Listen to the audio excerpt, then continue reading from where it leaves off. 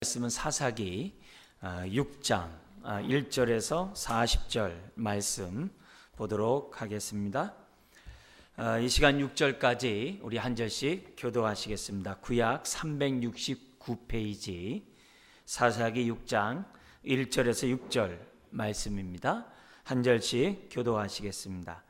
이스라엘 자손이 또 여호와의 목전에 악을 행하였으므로 여호와께서 7년 동안 그들을 미디안의 손에 넘겨주시니 미디안의 손이 이스라엘을 이긴지라.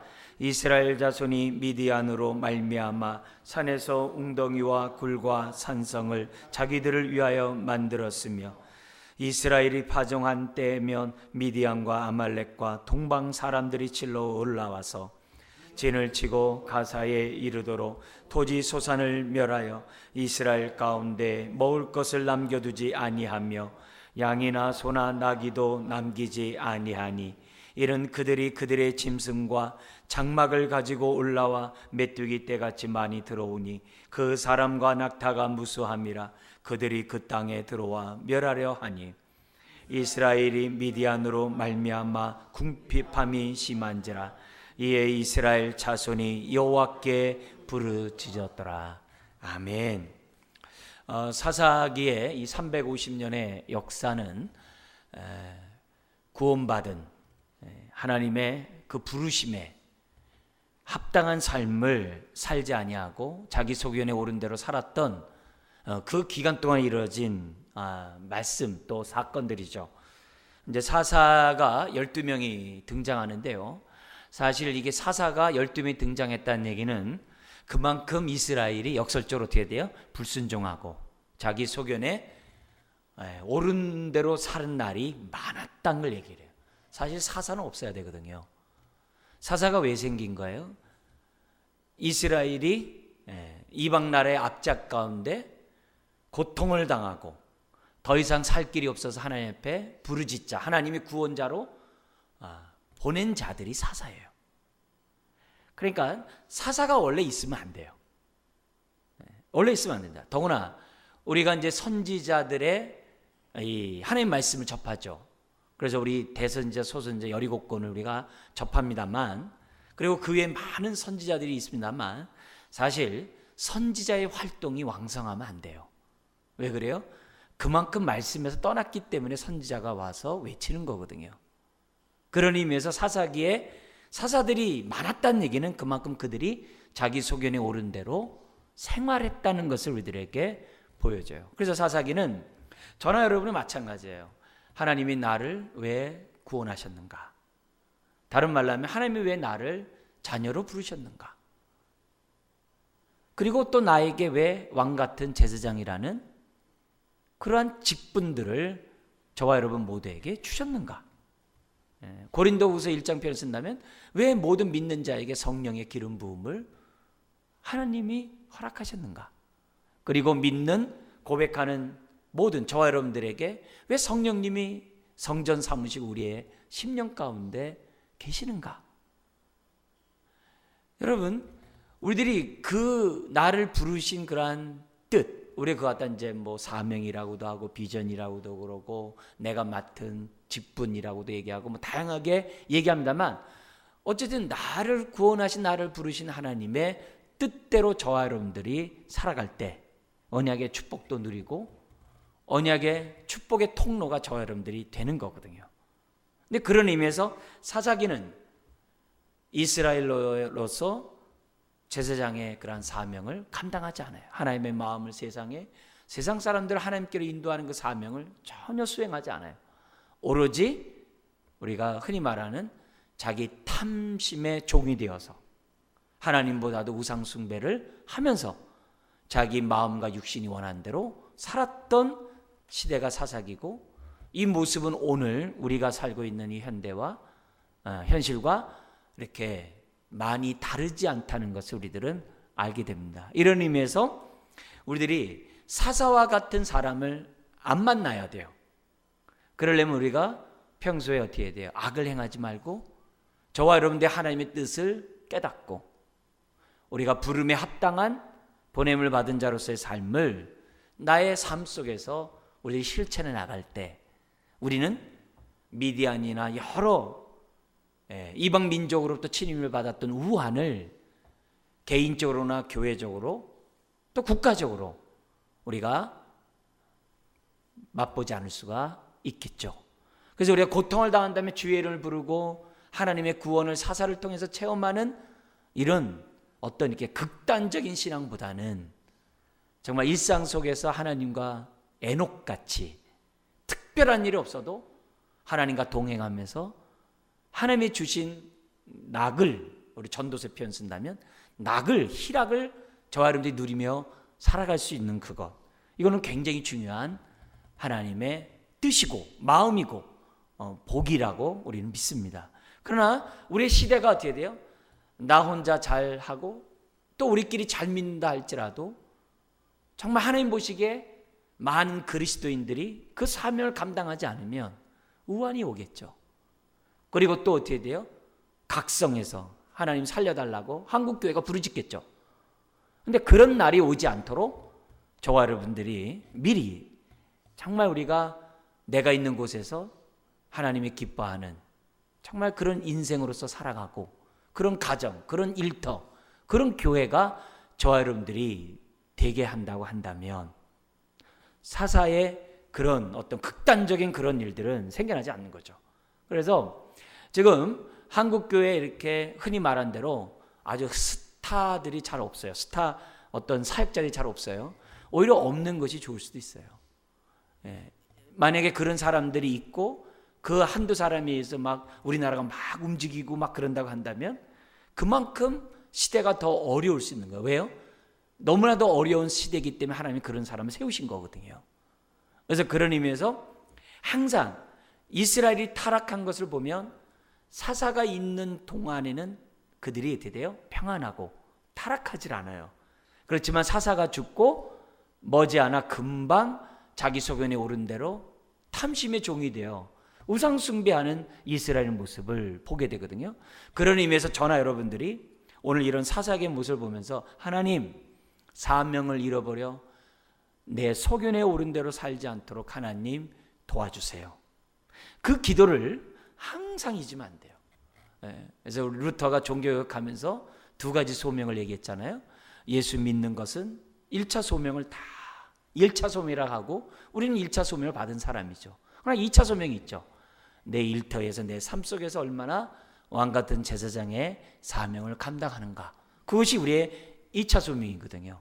그래서 우리가 2차 소명을 우리가 충실히 감당할 때 우리 사회가 우리 저와 여러분들을 통해서 여러분의 일터가 하나님의 평강을 경험할 수 있다는 것을 잊어서는 안 돼요. 자, 그런 가운데 기도는 다섯 번째 사사로서 지금 이제 쓰임을 받는 것을 보게 됩니다. 그리고 기드온에 관한 사건은 6장에서부터 8장까지 3장에 걸쳐 나오고 있고요. 오늘 이 6장에서는 이스라엘이 악을 행함에 미디안을 일으켜서 이스라엘의 그 압제 가운데 고통을 당하게 해요. 그러면서 근데 그 고통의 기간을 하나님이 정하시고 때가 되면 그들이 부르짖게 하고 또 사사인 기드온을 일으켜서 이스라엘을 해방하는 그런 모습이 이 기드온의 역사 가운데 나타난 사건입니다. 자, 근데 여기서 우리들이 잊어서는 안 되는 것은 뭐냐면 사사기에 있어서 주인공은 기드온과 같은 사람이 아니라는 것을 잊어서는 안 돼요. 그런 사람이 주인공이 아니에요. 주인공은 하나님이세요. 하나님이세요. 이걸 우리들이 기억하고 사사기의 말씀을 봐야 돼요. 그리고 사사기에 등장한 사사들을 보면요, 그 당시 시대로 볼 때 정말 이렇게 온전하다라고 말할 수 있는 사람이 아니에요. 뭔가 부족하고 뭔가 연약하고 뭔가 모자라요. 그런데 하나님이 그들을 통해서 이스라엘을 구원해요. 왜요? 구원은 하나님께 있음을 보여주기 위해서. 그래서 오히려 이 사사기를 보면요, 우리들에게 은혜가 돼요. 뭐가 은혜가 돼요? 약한데 강함의 역사가 나타난다는 것을 보게 하는 게 사사기예요. 그래서 이 사사기 보면요, 저 같은 사람은요, 어떤 은혜를 받냐면은 아무리 약하고 미약하고 모자르고 없고 누가 뭐라고 하더라도 그게 뭐예요? 우겨 쌓이는 조건이 안 되는 거예요. 그것 때문에 낙심하거나 그것 때문에 막 염려하거나 그것 때문에 속상해하질 않아요. 왜요? 오히려 그런 가운데서도 하나님이 어떻게 돼요? 사용하신다는 사실을 갖다가 사사기가 주거든요. 그래서 나는 능력이 없는데요. 난 세상에 볼 때 나는 수준이 나는 그러지 못한데요. 난 남들이 볼 때 그렇게 뭐 바울이 얘기한 것처럼 뭐 문벌이 없는데 그런 게 중요한 게 아니에요. 사사기 역사를 보면 정말 미약한 자라도 하나님의 영에 의해서 감동하면 하나님의 도구가 될 수 있다는 것을 가르쳐 주기 때문에 우리는 이 시각을 좀 저나 여러분들이 좀 이렇게 아주 완벽하게 배웠으면 좋겠어요. 그래서 교회에 와서는 세상에서 잘난 사람이 존경받는 그런 교회가 되지 않도록 해야 돼요. 세상에서 못난 사람이라 할지라도 교회 안에서는 존귀하게 보는 그런 하나님의 눈이 교회 안에 필요한 거예요. 근데 이게 없으면 교회의 세상의 수준을 가지고 교회를 갖다 평가하고 하는 이것은 세상적이거든요. 그렇지 않다는 거예요. 사사의 역사를 보면 오히려 약한 자를 통해서 쓰시는 이런 하나님. 그래서 사람들은 이렇게 막 세상 수준에 따라서 이렇게 막 교회를 가고 이렇게 신앙생활 하잖아요. 그러니까 그런 것들이 얼마나 위험한지 몰라요. 얼마나 위험한지 몰라요. 오히려 내가 부족하더라도 나를 구원하신, 나를 부르신 하나님께서는 나를 또다시 뭐예요? 보내셨다라고 하는 그런 우리들이 사명을 가지고 살면은 어디든지 뭘 하든지 어떤 상황에 있다 하든지 또 세상으로 말할 때 수준이 뭐 어떻게 하든지 간에 그게 중요하지가 않아요. 오히려 내가 쓰임받은 것에 감사하고 헌신하는 저와 여러분이 될 줄 믿습니다. 1달란트 받은 사람처럼 되는 게 아니라 2달란트 받았어도 감사하면서 충성하면 5달란트 받은 사람과 똑같은 축복을 하나님도 받는 것이 하나님의 법칙이에요. 그 원리를 우리들이 이런 사사기 말씀을 통해서 배웠으면 좋겠습니다. 여기 보면 1절 6절 우리 읽었던 것처럼 1절 한 번만 더 읽어보겠어요. 이스라엘 자손이 또 여호와의 목전에 악을 행하였으므로 여호와께서 7년 동안 그들을 미디안 손에 넘겨주시니. 하나님은 어떻게 하면 이 사람들이 형벌을 받고 어느 정도면 형벌을 받고 어느 정도면 이들이 정신을 차려서 하나님께 돌아온다는 걸 너무 잘 알아요. 나중에 바벨론 포로 끌려갈 때 몇 년이에요? 70년이죠. 굉장히 세월이 길어요. 70년이라는 세월이 어마어마하게 길어요. 그만큼 뭐예요? 이스라엘이 아주 하나님의 은혜에서 떠났다는 얘기예요. 그만큼. 그래도 70년 만에 다시 돌아오게 하시잖아요. 근데 여기 보면은 하나님께서 보내면 요번에는 미디안을 통해서 7년을 정말 거기 6절에 있는 것처럼 궁핍함. 이 궁핍함이라는 얘기는 뭐냐면 길을 펴지 못하게 함. 그런 단어예요. 아주 쇠약하게 만듦. 힘을 쓰지 못하게 됨. 그렇게 되도록 하나님이 7년 동안 이스라엘을 훈련시켜요. 연단이죠, 어떻게 보면은. 근데 원망과 불평만 하면 시험이겠지만 그런 가운데서 하나님의 뜻을 알면 그것이 연단이 되겠죠. 그래서 하나님은 7년이면 이들이 돌아올 것이라고 하는 하나님의 계획을 갖다가 세웁니다. 그만큼 하나님께 집중하도록 만들고자 하는 하나님의 뜻이죠. 아프자마자 곧바로 하나님이 사사를 보낸다면 회개할 기회가 없잖아요. 7년이라는 고통이 있을 때 하나님만 의지하게 되잖아요. 왜? 그동안 자기가 하나님 외에 다른 우상을 섬겼던 게 아무 소용없구나. 그동안 내가 하나님 외에 다른 걸 의지했는데 이게 다 허사구나. 이런 걸 깨달으려면 몇 년의 시간이 걸리거든요. 근데 안타깝게도 이들은 7년이에요. 여러분, 저와 여러분들은 하나님이 나를 다루시고자 했을 때 7년까지 안 갔으면 좋겠어요. 네? 더구나 70년 안 갔으면 좋겠어요. 얼마요? 한 7분 이면 얼마나 좋겠어요. 아니면 7초 이러면 얼마나 좋겠어요. 순간적으로 탁 깨달으면 얼마나 좋겠어요. 근데 잘 안 돼요. 이게 잘 안 돼요. 그렇지만 하나님 앞에서 뭐냐면 하나님, 내가 7년이 되도록 내가 깨닫지 못하는 내가 되기를 원치 않아요. 잘못한 것은 내가 그 즉시 깨달을 수 있는 나의 영적인 센서를, 분별력을 하나님 주세요. 그리고 이게 하나님의 연단이 이렇게 꼭 우리로 하여금 낙심하게 하는 것만이 아니에요. 그 낙심된 상황에서도 하나님이 함께하는 것을 믿으면 그것이 정금같이 되어 나오는 거예요. 그래서 나에게 오는 시험을 내가 정말 이게 뭐냐면 나를 신앙을 이렇게 떨어지게 하는 것으로 받아들이는 게 아니라 저와 여러분들이 어떻게 돼요? 오히려 비상하는 것으로 저와 여러분들이 받아들일 수 있는 하나님의 사람들이 돼야 돼요. 불같은 시험이 없는 사람이 어디 있어요? 다 있거든요. 근데 어떤 사람에게는 그것이 나에게 올무가 되고 어떤 사람은 그걸 통해서 하나님께 더 가까이 가잖아요. 그런 의미에서 하나님의 다루심의 이 7년은 이스라엘 백성으로 하여금 정신 차리게 하고 하나님께 오게 하거든요. 그렇다면 내가 어려운 일을 만날 때마다, 힘든 일을 만날 때마다 하나님께 기도하는 건 당연하지만 어떤 생각을 가져야 되는 거예요? 하나님, 내가 이렇게 어려운 이 기간, 어려운 이런 시험이 주님 무의미하게 끝나지 않도록 도와주십시오. 오히려 이것 때문에 내가 더욱더 하나님 앞에 가까이 가고 하나님 앞에 더욱더 맡기는 자 되게 주시옵소서. 우리에게 많은 기도 제목이 있잖아요. 응답이 되지 않으면 어떤 때는 낙심이 돼요. 올무가 돼요. 근데 그 응답되지 않는 그것 때문에 더욱더 하나님 앞에 나간다고 한다면 이것이 어떻게 돼요? 오히려 이 어려움이 나에게 전화위복이 된다는 것이 주의 뜻이잖아요. 그래서 그런 의미에서 선한 목자이신 주님이 우리들의 삶의 기도 응답이 지연되고 잘 되지 않을 때마다 낙심하지 말고 오히려 어떻게 돼요?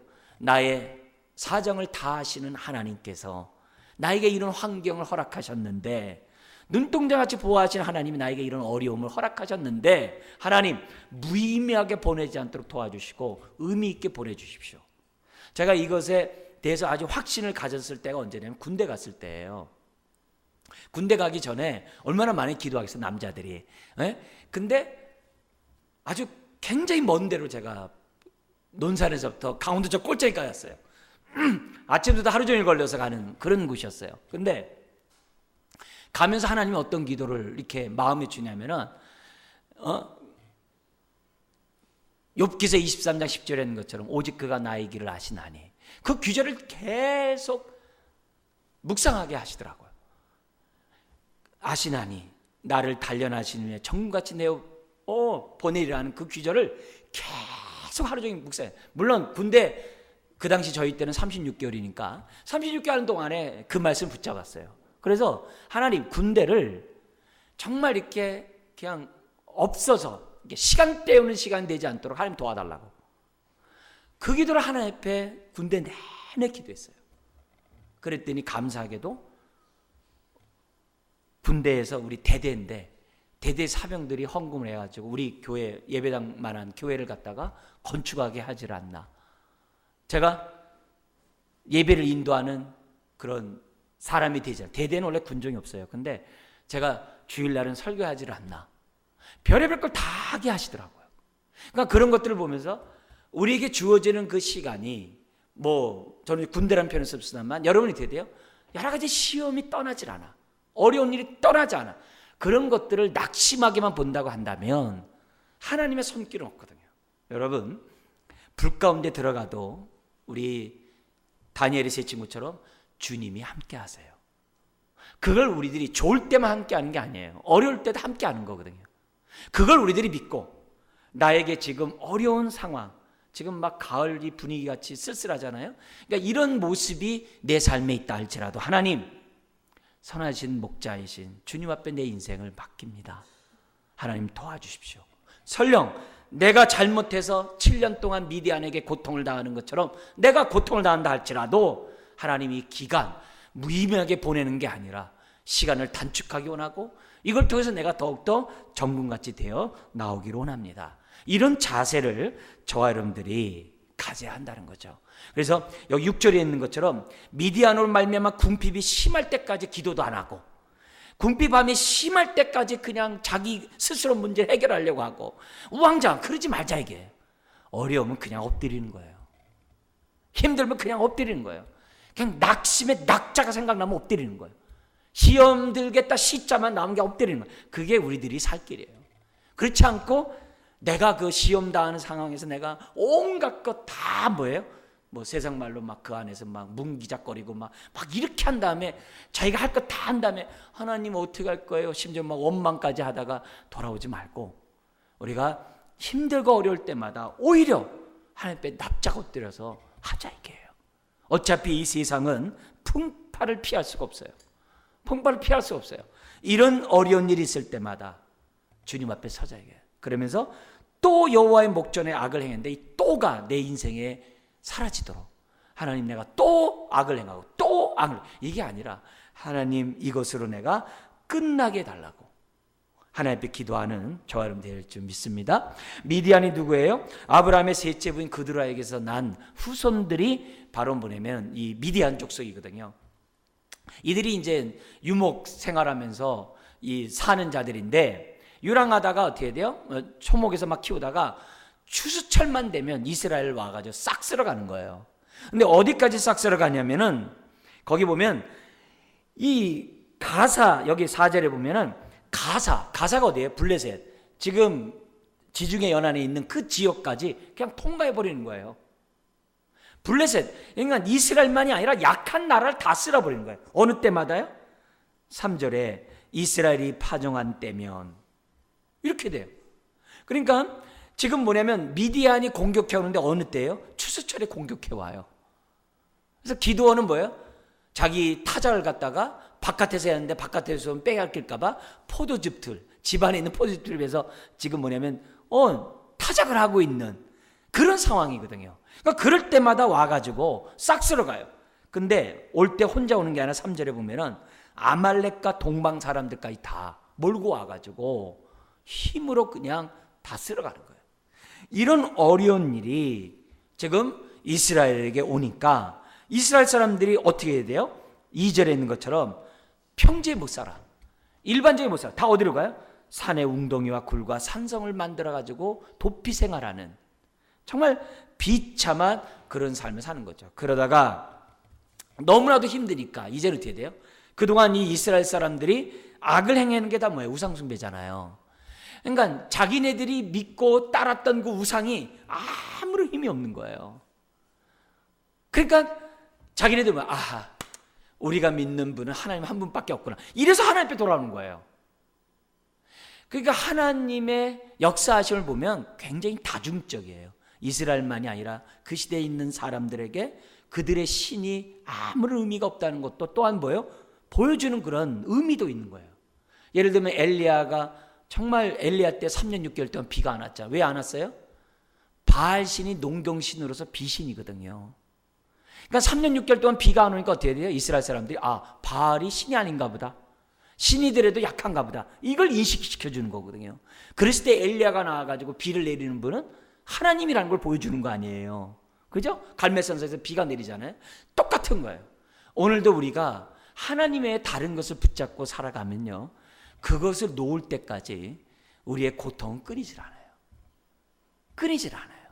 그렇기 때문에 저나 여러분들이 하나님의 다른 것을 잡는 것이 얼마나 어리석은 행동인지를 기억하고, 저나 여러분 다 뭐예요? 오직 하나님만 바라보고 그것도 선한 목자이신 하나님만 의지하고 내 문제를 맡기는 저와 여러분들이 되어야 될 줄 믿습니다. 자, 그러자 7절에서 10절에 하나님이 사사를 보내기 전에 먼저 누구를 보내냐면 8절에 선지자를 보내요. 선지자를 왜 보냈냐? 두 가지 때문에 보내요. 하나는 하나님이 어떤 분인지 알라, 그 얘기하고, 두 번째, 그리고 뭐냐면 너희들의 죄가 뭔지 기억하라. 그걸 두 가지예요. 근데 하나님이 어떤 하나님이냐? 8절에 나오고 있어요. 같이 한번 읽어볼까요? 여호와께서 이스라엘 자손에게 한 선지자를 보내시니 그가 그들에게 이르되 여호와께서 이같이 말씀하시기를 이스라엘의 하나님 내가 너희를 애굽에서 인도하여 내며 너희를 그 종되었던 집에서 나오게 하여, 우리 9절 한번 읽어볼까요? 애굽 사람의 손과 너희를 학대하는 모든 자의 손에서 너희를 건져내고 그들을 너희 앞에서 쫓아내고 그 땅을 너희에게 주었으며. 그죠? 하나님 어떤 분이에요? 출애굽시키고 가나안 땅까지 주신 전능하신 선한 목자의 하나님이신 걸 상기시키는 거예요. 근데 이스라엘 백성이 이런 하나님을 모르고 패착한 거예요. 패착한 거예요. 그래서 하나님을 다시금 상기시키고 하나님에 대한 믿음을 갖도록 합니다. 그러면서 10절에 그들의 죄를 얘기하는데 한 번 더 읽어볼까요? 내가 또 너희에게 이르노니 나는 너희의 하나님 여호와이니 너희가 거주하는 아모리 사람의 땅에 신들을 두려워하지 말라 하였으나 너희가 내 목소리를 듣지 아니하였느니라 하셨다 하니라. 여기 보면 아모리 사람의 땅에 신들을 두려워하지 말라, 이 말은 우상 숭배를 말해요. 그들이 우상 숭배를 했는데 하나님보다 아모리인들이 섬기는 그 신을 더 크게 본 거예요. 그래서 이 신을 섬기지 않으면 자기네들이 화가 올까 봐. 이해하죠? 그죠? 항상 이 우상 숭배하는 사람은 더 센 이 악령이 자기를 괴롭힐까 봐 막 온갖 두려움 속에 있잖아요. 그죠? 더 센 무당을 막 의지하고 막 그러잖아요. 그런 것처럼 이 아모리 사람들의 그 신이 하나님보다 더 무섭다고 생각하는 이런 잘못을 범하는 거거든요. 우상숭배를 하고 있는 거예요. 그래서요. 그러니까 이런 죄를 갖다가 지적하면서 너희들이 왜 이렇게 된 줄 아느냐? 10절 끝에 보니까 너희가 내 목소리를 뭐 했다고요? 듣지 아니하였느니라. 어떤 목소리? 나는 너희의 하나님 여호와. 그런 음성을 듣지 않는 거예요. 그러니까 결국 그들은 정말 믿음은 들으면서 나는데 하나님의 말씀에 대해서 제대로 전달되지도 않고 듣지도 않은 거예요. 그러니까 어떻게 돼요? 자기 소견에 오른 대로 행동하는 거죠. 여러분, 돌다리도 두드리고 건지라고 그랬어요. 우리가 하루하루 생활하면서 내 경험과 내 지식에 의해서 하루를 살면 안 돼요. 그리고 결정하면 안 돼요. 항상 주의 뜻이 그러한가 기도해야 돼요. 하나님의 선하시고 기뻐하시고 온전한 뜻이 뭔지 정말 분별할 수 있도록 기도해야 돼요. 그래서 풀만 먹는 게 아니라 젖만 먹는 게 아니라 밥을 먹는, 그래서 지각을 사용함으로 연단을 받아 선악을 분별하라고 그랬잖아요. 그러니까 그런 우리들이 신앙을 가질 때 그게 하나님의 음성을 듣는 저와 여러분이고, 그럴 때 우리들의 삶에 우환이 없는 거죠. 우환이 있어도 어떻게 믿음으로 반응하는지를 저와 여러분들이 배울 수 있는 거죠. 그러면서 우리 연이어 우리가 한 가지 우리가 기도해야 될 부분이 뭐냐면, 지금 여호와의 목전에서 악을 행했기 때문에 미디안에게 고통당하잖아요. 지금 우리가 뭐 저나 여러분이나 다 이렇게 보더라도 우리 기독교가 세상에서 어떤 빛과 소금의 역할을 하지 못하고 있다고 하는 그런 걸 우리가 부인할 수가 없잖아요. 그러면 우리들이 뭐냐면, 이게 뭐냐면 여호와 목전 앞에서 악을 행하고 있는 거거든요. 그렇다면은 하나님 앞에서 미리 우리가 이 밤에 기도해야 돼요. 하나님의 목전 앞에서 악을 범하는 그 죄들을 한국교회가 어떤 것들인지를 보게 하시고, 그런 부분을 미리 하나님 앞에 회개하고, 하나님 이 문제를 해결해 달라고 우리는 뭐냐면 부르짖어야 될 사명이 있다는 거죠. 꼭 이렇게 막 많은 사람 모아놓고서 뭐 우리 회개하자 이런 게 아니라, 정말 내가 있는 자리에서 우리가 정말 내가 깨닫고, 거기에 따라서 하나님 그 악을 미리 알려주셔서 내가 그 악을 놓고 기도할 수 있도록 하나님 도와주세요. 그것이 우리들이 가져야 될 그러한 모습이죠. 여러분, 기도 외에는 하나님의 능력을 경험할 수가 없어요. 우리들이 기도하면서 하나님의 은혜도 경험하고 뜻도 경험하고 그 말씀대로 사는 저와 여러분들이 되어야 될 줄 믿습니다. 그렇게 되면은 이 어려운 7년도 우리에게 오히려 정금같이 되어 나올 수 있는 기회가 된다는 거죠. 자, 이렇게 죄를 기억하게 하신 하나님께서는 11절에 누구를 선택을 해요? 기드온을 선택하는데 재밌어요. 선택을 받을 때 기드온이 뭐 하고 있냐면은 참 연약하고 참 두려움이 많고 또 어떻게 돼요? 아주 소심한 그런 사람이었다는 것을 우리들에게 단적으로 보여줍니다. 그게 11절이에요. 같이 한번 읽겠습니다. 여호와의 사자가 아비에셀 사람 요아스에게 속한 오브라에 이르러 상수리 나무 아래에 앉으니라. 마침 요아스의 아들 기드온이 미디안 사람에게 알리지 아니하려 하여 밀을 포도주 틀에서 타작하더니. 그림이 그려지죠? 그죠? 배는 고프죠. 나와서 했단 다 빼앗기죠.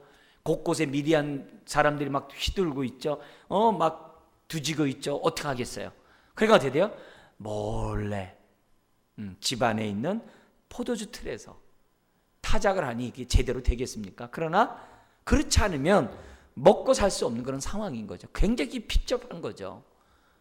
그러나 여기서 우리가 주목해야 될 것은 뭐냐면, 기드온은 어떤 뛰어나고 탁월한 용사가 아니라는 거예요. 뭔가 이스라엘을 구원할 만한 용사가 아니라는 거예요. 굉장히 연약하고 두렵고 아주 소심한 그런 사람이 지금 뭐냐면 기드온이었다는 거예요. 근데 이런 기드온에게 우리 하나님이 선포를 하세요. 뭐라고 선포하냐면은 12절에 여호와의 사자가 기드온에게 나타나 이르되 뭐라고 그럽니까?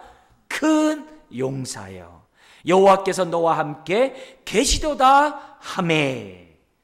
여러분, 여기서 우리들에게 가르쳐주는 하나님의 교훈이 뭐냐면 큰 용사는 여호와가 함께할 때 큰 용사지 기드온이 큰 용사가 아니라는 거예요. 그래서 우리 이런 말이잖아요. 나는 약하나 주는 강하다. 근데 그 주가 어떤 주예요? 나와 함께하는 주님이에요. 그래서 믿음은 그것을 볼 수 있어야 돼요. 나는 약하나 나와 함께하는 주는 강하다. 그걸 보는 것이 믿음이에요. 그러면 그 믿음을 하나님이 옳게 여기시는 거예요. 기쁘시게 여기는 거예요. 그래서 우리들이 항상 하나님의 말씀에 따라서 우리가 믿음으로 반응해야 돼요. 다시 한번, 여러분, 기드온이 큰 용사가 아니에요. 하나님이 함께할 때 큰 용사가 되는 거예요.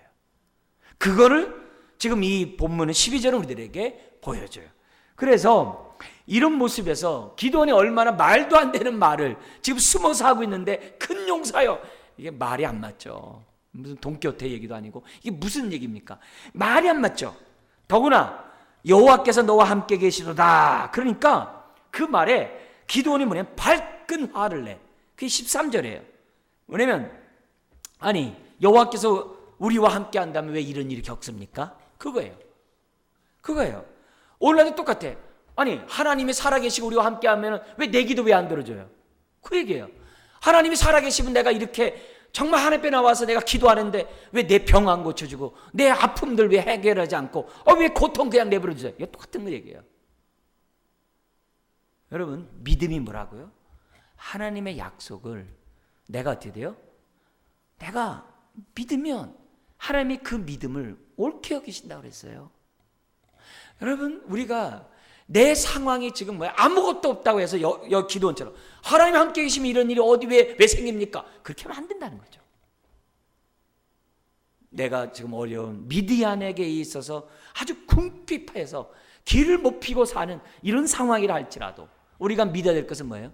하나님은 영원토록 나와 함께 하시는 줄 믿습니다.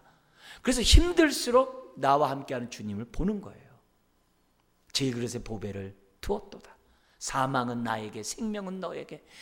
그 주님의 그 말씀을 저와 여러분들이 잊어서는 안 돼요. 그래서 막 낙심되는 상황이 올 때마다 내 안에 계시는 주님을 보시기 바랍니다. 막 시험에 들 것 같으면 내 안에 있는 주님을 보고 한숨 너무 길게 쉬지 말고 반호흡만 쉬고 다시금 어떻게 돼요? 하나님 바라보고. 그것이 우리들이 가져야 될 모습이죠. 그러니까 이 기드온도 얘기를 해요. 아니 지금 아까 그 천사에게서 들은 거 있잖아요. 그죠? 선지자에 통해서 들은 말 있잖아요. 출애굽했고 가나안 땅에 들어가겠다. 그 말 들었잖아요.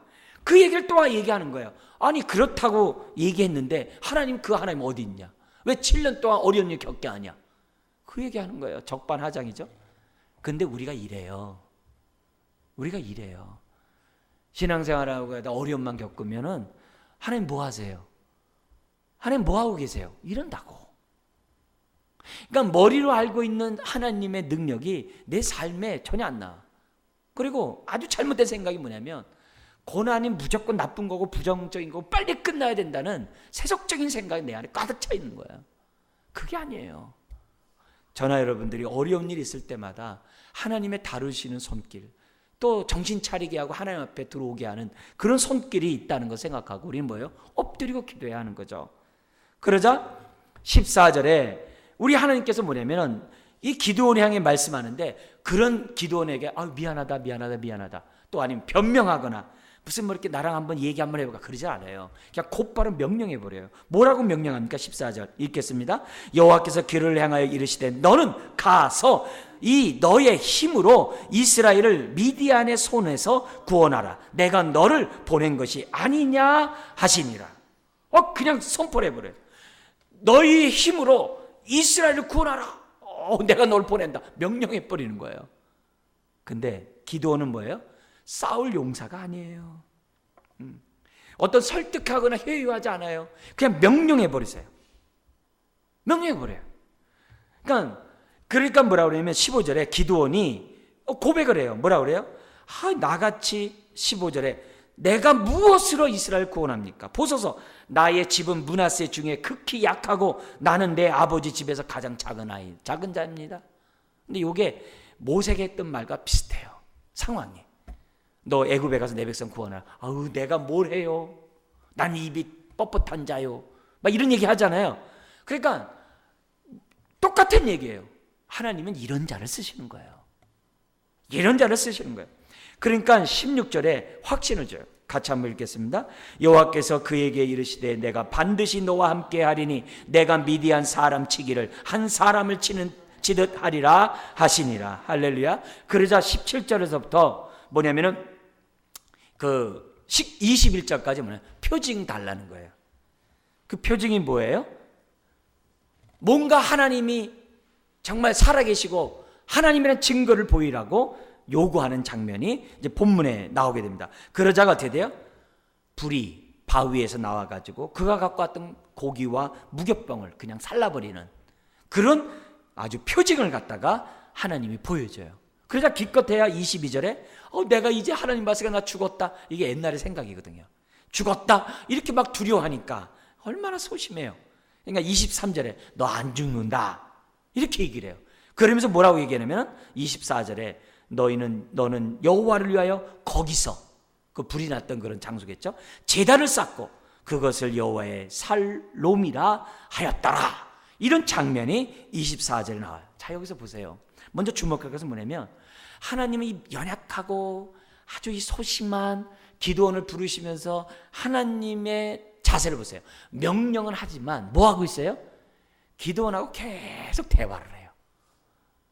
그냥 의심이 많고 두려움 많고 그럼 계속 얘기하면 하나님이 뭐예요? 그때마다 또 답변을 해주세요. 여러분, 이런 모습이 우리에게 얼마나 은혜가 되는지 몰라요. 왜요? 우리는 하나님 앞에서 센 척할 필요 없어요. 하나님 앞에서 나 막 이렇게 흔히 말한 대로 이렇게 나 뭔가 있어요. 그럴 필요 없어요. 우리는 어떻게 돼요? 없으면 없는 대로, 모자라면 모자라는 대로, 부족하면 부족한 대로, 하나님 아파요, 하나님 힘들어요, 하나님 어떻게 해요, 하나님 울고 싶어요. 그냥 그렇게 하면 돼. 그러면 하나님이 다 알아. 내가 말하지 않아도 내 처지를 다 알아. 그러면 하나님이 거기에 따라서 하나님이 어떻게 돼요? 지금 맞대응 해주잖아요. 맞대응 해주잖아요. 중요한 거는 기드온이 뭐냐면은 지금 뭐예요? 연약함에도 불구하고 하나님이 그를 큰 용사로 부르셨다는 거예요. 이게 중요한 거예요. 그러면 큰 용사가 되려면 어떻게 돼야 돼요? 14절, 16절에 반복했던 것처럼 하나님의 함께함을 확신해야 돼요. 이걸 믿어야 돼요. 그리고 16절에 있는 것처럼 내가 큰 용사가 되려면 함께함을 믿고 담대해야 돼요. 그 두 가지 요소를 저와 여러분들이 가져야 돼요. 가지면 내 안에 있는 주님이 강하셔서 역사를 일으키는 거예요. 여러분, 음부의 권세가 정말 우리가 갖고 있는 예수 이름의 권세를 이길 수 있습니까? 없습니까? 없죠. 근데 내가 권세가 있는 게 아니잖아요. 나와 함께하는 주님이 권세 있는 거잖아요. 귀신을 쫓을 때 내가 힘이 있어 귀신 쫓습니까? 예수의 이름의 권세로 귀신 쫓는 거지. 그러니까 음부의 권세가 아무리 커도 어떻게 돼요? 하나님의 권세를 이길 수가 없는 거거든요. 그것을 지금 뭐예요? 기드온의 사건을 통해서 오늘 우리들에게 보여준 거예요. 그렇다면 오늘 저와 여러분도 마찬가지예요. 내가 연약하지만 하나님이 나와 함께하는 것을 우리가 뭐예요? 믿고, 함께함을 믿고 내가 어떻게 돼요? 16절에 있는 것처럼 담대하면 나는 어떤 자가 되는 거예요? 하나님의 권세를 갖고 있는 하나님의 도구가 된다는 거예요. 그렇기 때문에 우리가 복벌복으로 생각하는 게 아니라 누구든지 이 오늘의 말씀을 우리들이 믿고 내 것으로 삼고 아멘하면 하나님의 그 믿음을 기쁘게 여기시는 줄 믿습니다. 그래서 내가 없다고 부족하다고 그렇게 세상 눈으로 보지 말고 내가 아무리 없어도 주님이 나와 함께하면 나는 어떤 자예요? 큰 용사가 될 수 있다는 확신을 저와 여러분들이 가져야 하는 거예요. 자, 그러자 25절, 26절에 그날 밤에 여호와께서 기드온에게 나타나셔서 말합니다. 제단을 쌓는데 어떻게 쌓느냐? 25절에 26절에 너희 집에 7년 된 둘째 숫소, 둘째 숫소를 갖다가 이제 다른 번역에서는 살찐 소 이렇게 얘기를 해요. 그러니까 둘째라고 딱 지목한 거 보니까 기드온도 알고 있는 소예요. 뭔가 특별한 목적으로 잘 키워놓은 소예요. 아주 살찐 뭔가 아주 제일 좋은 소예요. 그걸 딱 얘기해요. 그래서 7년 미디안의 압제와 7년 된 숫소가 무슨 연관이 있는 것 같아요. 정확하게 해석은 없습니다만 어쨌든 그 숫소를 가져다가 제단을 쌓는데 그 번제를 드리는데 먼저 뭐라 그러냐면 25절에 네 아버지에게 있는 바알의 제단을 헐어버리래. 그리고 아세라 목상이 있거든, 나무요. 그 상을 가져다가 번제의 땔감으로 쓰래요. 놀랍죠? 그렇게 해서 뭐냐면 하나님께 드리라는 거예요. 그러자 27절에 10명의 종을 데리고 가가지고 이 바알의 신상을 깨버리고, 그리고 뭐야, 아버지가 애지중지하는 정말 둘째 숫송아지 7년 된 그걸 갖다가 그냥 하나님께 드려버려요. 그러니까 이런 장면에서 볼 때 여기 보세요. 27절 언제 행했다고 그래요? 낮에 행하지 못하고 밤에 행했다는 거. 에이 쪼잔한 자, 그렇게 하면 안 돼요. 그게 인간이에요. 쪼잔하다고 한 게 아니라 그가 두려움 가운데서 순종했다는 게 중요한 거예요. 할 수 없는 상황에서 그가 순종했다는 걸 갖다 우리가 볼 수 있어야 돼요. 우리도 쪼잔해요. 그렇지만 소심할 수도 있지만 그래도 어떻게 돼요? 순종하는 그 모습을 하나님이 뭐예요? 돼요? 다 연단시켜가는 과정 가운데 하나예요. 네, 하나예요. 근데 오히려 이 밤에 행한 것이 참 졸장부인데 요걸 하나님이 전화위복시켜요. 놀라운 거죠. 그러니까 하나님의 손에 있으면 하나님이 정말 막 바꾸어 가시는 것을 보게 돼요. 어떤 반전이 생긴지 아세요? 자기 아버지가 자기 아들이 바알 신상을 죽인 것 때문에 28절 이하에 동네 사람들이 난리가 났어요. 알고 봤더니 기드온이 죽였다는 얘기가 들려요. 그래서 기드온 집에 와가지고 30절에 아들 내놓으라는 거예요. 죽이겠다는 거예요. 에? 그럴 때 요아스가 어떻게 돼요? 정신이 번쩍 들어와요. 만약에 아들 편 들었다면요, 동네 사람에게 아들은 물론 아버지도 죽었어요. 근데 아버지가 지혜를 발휘해요. 뭐라고 했냐면은 31절 같이 한번 읽겠습니다.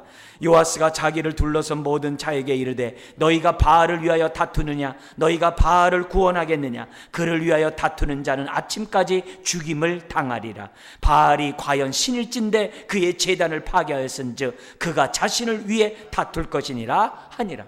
여러분이 죽이자라도 바알이 죽일 겁니다. 왜? 바알이 살아있는 신 아닙니까? 그 바알이 죽일 겁니다. 다음 내비두십시오. 우리가 사람들이 어떻게 돼요? 그렇지, 바알이 살아있는데 바알이 죽이겠지. 그렇게 생각해서 어떻게 돼요? 아들을 죽이지 않는 거예요. 그래서 아들도 살리고 아버지도 살아요. 사람들이 정신이 번쩍 들어오는 거야. 그래, 바알이 살아있다고 하면 죽겠지. 근데 안 죽어요. 안 죽는 걸 통해서 뭘 보여주는 거예요? 바알은 허상이라는 것을 지금 백성들이 깨닫는 거예요. 아세라를 박살냈는데 아세라도 허상이라는 것을 지금 뭐예요? 백성들은 알고 있는 거예요. 그러자 32절 그날의 기드온의 별명이 여룻바알. 여룻바알은 뭐예요? 바알의 제단을 파괴했으므로 바알이 그와 더불어 다툴 것이라 이렇게 돼 있어요. 그러니까 이 여룻바알은 오늘 우리가 뭐예요? 사단과 다투는 자가 여룻바알이에요. 오늘 왜 저와 여러분들 부르셨어요? 사단과 싸우라 이거예요. 사단과 다투는 자가 되라는 거예요.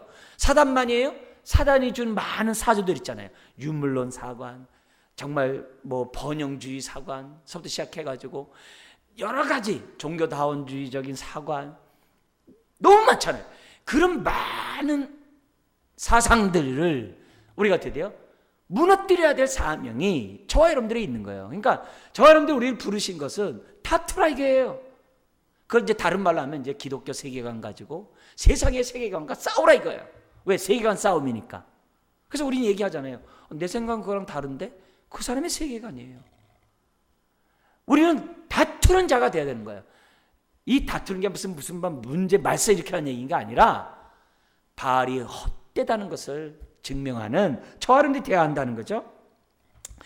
그러니까 그런 모습으로 했다는 거예요.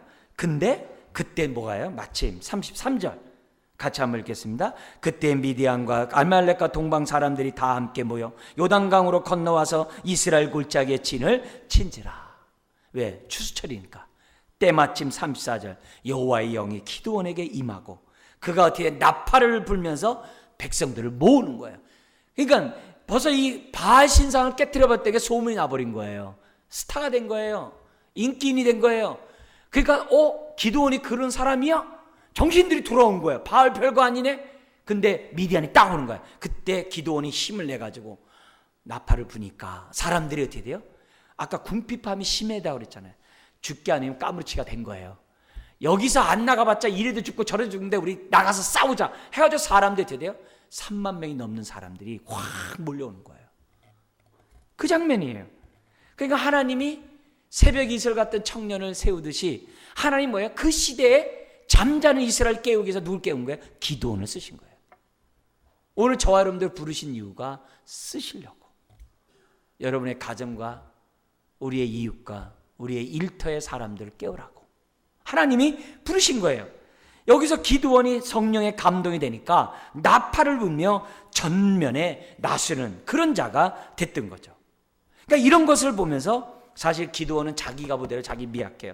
그러나 초라해요. 그러나 성령이 그를 붙잡으니까 나팔을 부는 기드온이 됐던 것을 보게 돼요. 네, 기드온의 참 이 더 약한 모습이 36절 40절이에요. 뭐예요? 하나님이 함께 하시면 양털 한 뭉치 있는데요. 하루는 여기에 물이 들어 여기만 이슬 내리게 하고요. 다음 날은 여기만 얻게 해주세요. 그래요. 근데 하나님도 어떻게 돼요? 그걸 또 그대로 해주세요. 그래서 저는 이뻐요. 왜요? 우리와 같은 인간이구나. 우리와 같이 연약하구나. 내가 없다고 눌릴 이유도 없구나. 부족하다고 내가 의기소침할 이유도 없구나. 그냥 약하면 약한 대로 하나님 앞에 보이면 하나님이 어떻게 돼요? 기도원을 쓰시듯이 저와 여러분들을 쓰신다는 것이 중요하다는 것을 깨닫게 됩니다. 사랑하는 여러분, 오늘 우리가 사는 이 시대는 사명을 잃어버리고 자기 소견에 오른 대로 살다가 지금 기독교가 욕을 먹고 있는 세대에 살고 있어요. 오늘 우리가 다시 한번 깨어서 우리의 마음을 하나님 앞에 드리고 정말 이 잠자고 죽어있는 우리가 정말 한국교회를 우리가 깨우고 내 주변 사람들에게 정말 주님의 살아계심을 증거하는 저 여러분들이 되어야 될 줄 믿습니다. 기도하겠습니다.